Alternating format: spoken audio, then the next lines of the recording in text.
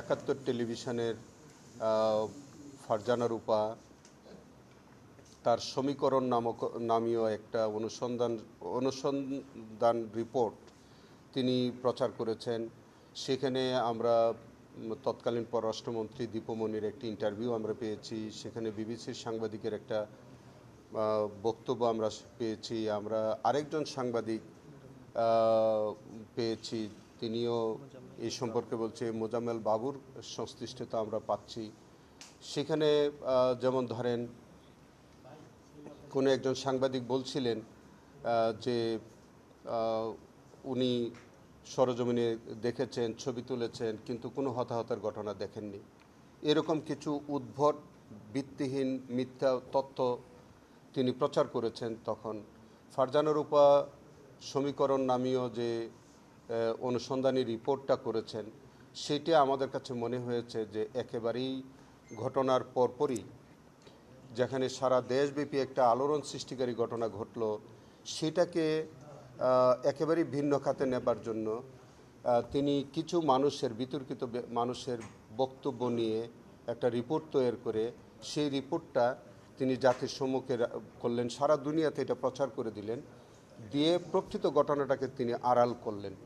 সেই ক্ষেত্রে এই যে বিষয়টা তৎকালীন একাত্তর টেলিভিশন এবং মোজাম্মেল বাবু, ফারজানা রূপা, তাদের যে একটা ভূমিকা ছিল এই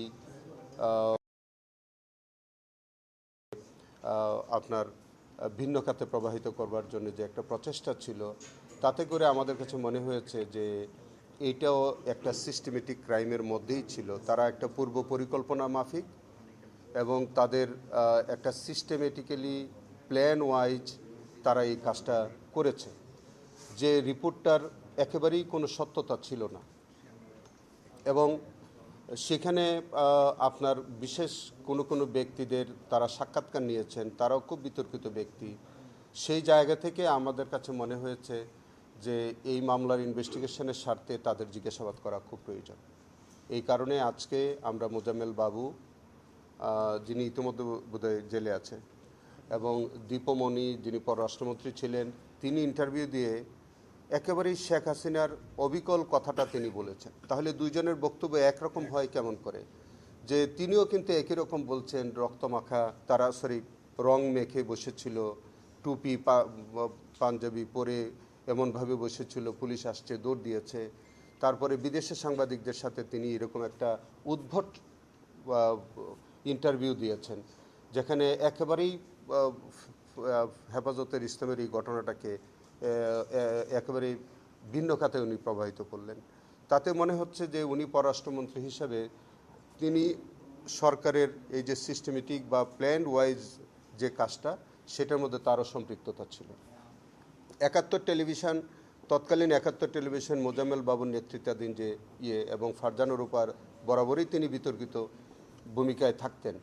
সেখানে একেবারেই পরের দিন এরকম একটা সেন্সিটিভ বিষয়, তিনি প্যান্ট শার্ট পরিহিত অবস্থায় সেই যেখানে রক্তের স্তূপের উপরে দাঁড়িয়ে, যেখানে সারা বাংলাদেশের একটা ইসলামিক মূল্যবোধ এবং মানুষের একটা ধর্মীয় সেন্টিমেন্ট কাজ করতেছিল, সেই সময় তিনি একজন ভদ্রমহিলা, তিনি পোশাক আশাক এমনভাবে পরিধান করে এমন একটা চিত্রায়িত করলেন জায়গাটাকে, এবং এমন কিছু এটাকে নিয়ে তিনি একটা মকারি করলেন। তো তার এই যে বিতর্কিত ভূমিকা এবং তিনি যেসব ব্যক্তিবর্গের সাক্ষাৎকার নিলেন, সব কিছু করলেন, তো সব কিছু মিলিয়ে আমাদের কাছে মনে হয়েছে যে এই মানুষগুলোকে, বিশেষ করে ফারজানা রূপা, মোজাম্মেল বাবু, পররাষ্ট্রমন্ত্রী দীপমণি, তারপরে আর কে একজন, এই তিনজনকে আপাতত আমরা তারা যেহেতু হেফাজতে আছে, তাদেরকে আমরা প্রোটেকশন চেয়েছি।